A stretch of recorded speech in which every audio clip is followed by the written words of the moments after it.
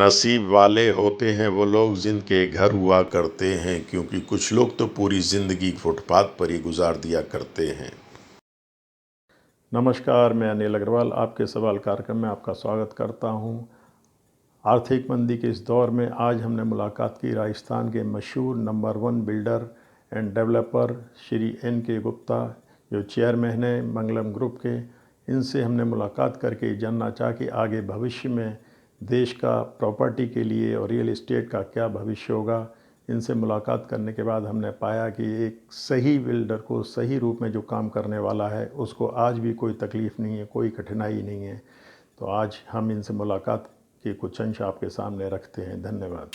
नमस्कार, मैं अनिल अग्रवाल आपके सवाल में आपका स्वागत करता हूं। आज हमारे साथ हैं राजस्थान के number 1 real estate builder end developer Shri N.K. Gupta साहब। गुप्ता साहब, बहुत बहुत नमस्कार। बहुत बहुत धन्यवाद आपने हमारा इस कार्यक्रम में आने के लिए बेशकीमती समय दिया।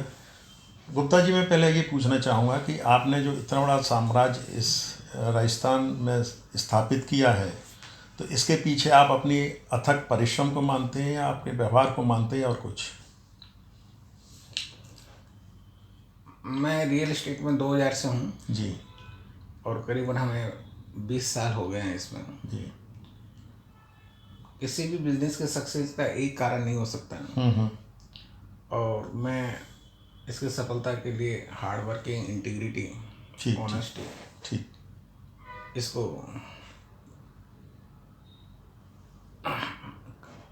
मानता हूँ कि हमारे बिजनेस में मेनली जो हमने किया है जी, हमने कस्टमर का विश्वास जीता है जी। और उसी की वजह से है कि आज हम इस लेवल पे हैं। मतलब वो गुडविल आपने गुडविल पे बनाई। अच्छा, जैसे आपका स्लोगन है कि हम मकान नहीं बेचते, लोगों को सपने बेचते हैं, तो वो आप किस तरह से परिभाषित करते हैं? उसका क्या अभिप्राय है? हमारा स्लोगन है कि आपका सपना हमारा प्रयास। ठीक है। इसका मतलब यह है कि लोगों के सपने हैं कि हमारे पास में अच्छे आवास हों, रोटी कपड़ा मकान। मकान एक आधारभूत चीज़ है और हर व्यक्ति का ये सपना होता है कि शहर में मेरा अपना खुद का मकान हो, चाहे वो 2 बेडरूम फ्लैट हो चाहे नहीं, जैसे मकान को सपनों में कैसे कन्वर्ट? वो सपना मकान का उनका होता है और उस सपने को हम रियलिटी में कन्वर्ट करते हैं। ठीक ठीक ठीक। जो आम आदमी का सपना है, ठीक है, मेरा आवास अपना हो, ठीक है, और उसको सपने को हम रियलिटी में कन्वर्ट करते हैं, वही मंगलम का काम है। जैसे और रियल एस्टेट वालों से आपका कुछ भिन्न है, एक बेचने का तरीका या देखिए, उनको संतुष्टि प्रदान करने का तरीका अपने कस्टमर्स के लिए? देखिए, हमने वैल्यू फॉर मनी देने की कोशिश की है जी। हमने मकान जो बनाए हैं ये सोच के बनाए हैं कि हमें खुद के लिए बनाने हैं। ठीक, मतलब ये थॉट अपने अंदर माइंड में चीज़ रहती है जब भी बनाते हैं। ठीक है। तो उसका ये रहता है कि हम खुद के लिए बना रहे हैं और इसी विचारधारा के साथ में हम कंस्ट्रक्शन लेते हैं। उसके बाद में आफ्टर सेल्स सर्विस पे भी हमारा जोर रहता है। हमने अलग कंपनी, मतलब बाद में उसको कोई शिकायत नहीं होती। उसके लिए हमने अलग कंपनी बना रखी। ठीक है। मकान ऐसी चीज़ है कि जहाँ पे कई लोगों का कंट्रीब्यूशन होता है, स्किल और अनस्किल्ड वर्कर्स, और कई चीज़ें रह जाती हैं, तो उसके लिए आफ्टर सेल्स सर्विस ज़्यादा महत्वपूर्ण है और उसके लिए हमारी कंपनी ने विशेष ध्यान रखा है। तो जैसे आजकल आपने रियल एस्टेट के अलावा होटल बिजनेस में या हॉस्पिटल बिजनेस में भी अपनी एंट्री की है, तो उसमें कहीं आपको सफलता मिली या? हाँ, ग्रुप का एक होटल दिल्ली रोड पे आ रहा है। ठीक है। और करीबन 1.5 साल लगेगा। 5 स्टार होटल? 5 star hotel. ठीक है। वेस्ट एंड के साथ में हमने टाई अप कर रखा है। ठीक है। ग्रुप एक हॉस्पिटल भी लेके आया है मानसरोवर सिपरा पथ के ऊपर, और मल्टी स्पेशलिटी हॉस्पिटल है जो कि SCG के साथ में टाई अप करके चल रहा है। ठीक ठीक। जैसे गुप्ता जी, आजकल जैसे मंदी का दौर चल रहा है, तो इसमें आप देखते हैं रियल एस्टेट या डेवलपर, ये सर्वाइवल कहाँ तक पॉसिबल है? छोटे तो बैठ रहे हैं, जैसे आप बड़े हैं, तो आप सर्वाइव कर पा रहे हैं या आपको भी कठिनाइयों का सामना करना पड़ रहा है? देखिए, आर्थिक मंदी तो सभी जगह चल रही है, सभी व्यवसाय में है, परंतु फिर भी मेरा ये मानना है कि रियल एस्टेट, क्योंकि एक आधारभूत आवश्यकता है, ठीक है। और ये आवश्यकता हमेशा बनी रहेगी। परंतु इसमें वो बिल्डर सक्सेस होगा जिसकी अपनी रेपुटेशन है, मार्केट में कस्टमर्स का विश्वास है कि ये बुक करवाने के ऊपर हमें रियलिटी में माल मिल जाएगा, तो वो बिल्डर सरवाइव करेगा। मंगलम क्योंकि ऑलरेडी करीबन 50 प्रोजेक्ट्स हैंडओवर कर चुका है, ठीक है। और हमने अपने कमिटमेंट्स पूरे किए हैं, ठीक है। तो रियल जो यूजर है वो हमारे साथ में जुड़ता है। ठीक है। साथ में जुड़ा हुआ है। इन्वेस्टर आज मार्केट से आउट हो गया है, ठीक है। परंतु रियल यूजर है। ठीक है। हमारी टर्नओवर लास्ट ईयर से अभी भी 10% ज़्यादा है। ठीक है। और इससे ये लगता है कि आने वाले समय में रियल एस्टेट का भविष्य उज्जवल है। नहीं, जैसे रियल एस्टेट में इन्वेस्टर आपके हिसाब से इस समय आउट है, तो इन्वेस्टर आउट है, तो उससे रियल एस्टेट पे फर्क तो पड़ना है। नहीं, इन्वेस्टर से एक्चुअली इन्वेस्टर्स का साल 2 साल के लिए पैसा रहता है, उससे ज़्यादा का नहीं रहता, क्योंकि अल्टीमेटली माल तो कंज्यूमर को ही बिकेगा। ठीक ठीक।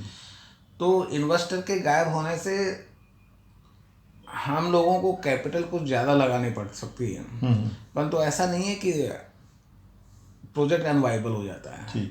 अल्टीमेटली जो माल कस्टमर्स को जाता है वो ज़्यादा फ़ायदेमंद है, क्योंकि कस्टमर अगर लेता है तो उसको पेमेंट इजीली आ जाता है, प्लस उन स्कीमों में रहने वाले बहुत जल्दी आ जाते हैं। तो आप इस स्थिति से कंफर्टेबल अपने आप को फील कर रहे हैं? बिल्कुल, डेफिनेटली मैं सोचता हूँ कि आने वाला टाइम रियल एस्टेट के लिए बहुत सुनहरा टाइम होगा। ठीक ठीक ठीक। परंतु वही बिल्डर टिक पाएंगे जिनके पास में वर्किंग कैपिटल है, इंटीग्रिटी है, ऑनेस्टी है, लोगों का कॉन्फिडेंस है।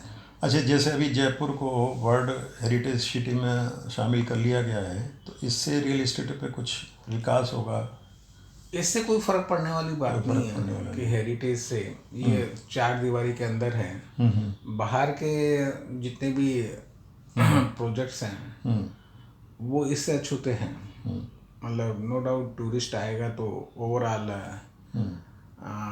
मनी सर्कुलेशन होता है, तो प्रॉस्पेरिटी तो रहेगी। तो मैं सोचता हूँ कि ये हेरिटेज जो घोषित किया है उससे रियल एस्टेट को बहुत ज़्यादा थोड़ा सा बढ़ावा तो मिलेगा, थोड़ा।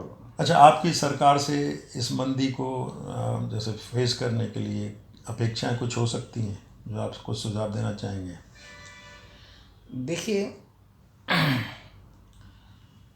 रियल एस्टेट क्योंकि एक आधारभूत सुविधा है, आधारभूत आवश्यकता है लोगों की, तो मेरा मानना है कि इस पे जीएसटी लगाना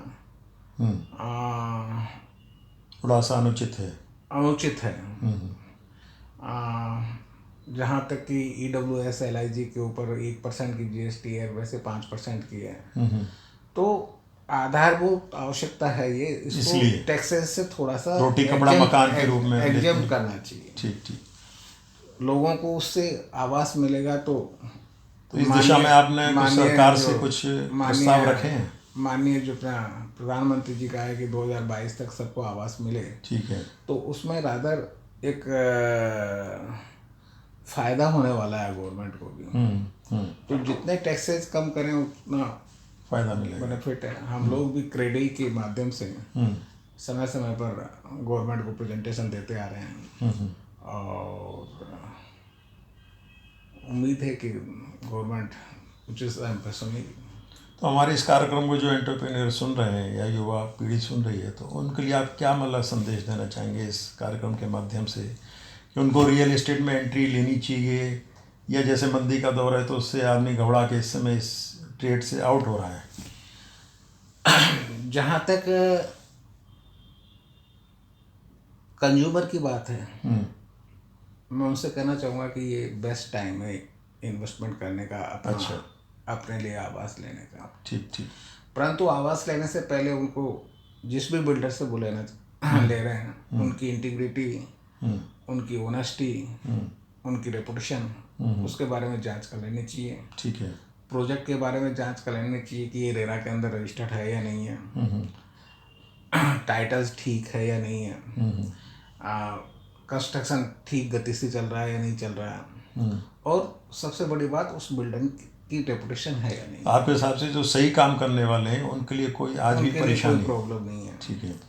जहाँ तक नए बिल्डर्स और बिल्डर साथियों से की बात है, मैं उनसे ये कहना चाहूँगा कि कोई भी प्रोजेक्ट बोले तो उससे पहले अपनी कैपेसिटी को का आकलन कर ले में कि उस प्रोजेक्ट को कंप्लीट करने में वो सक्षम है या नहीं है।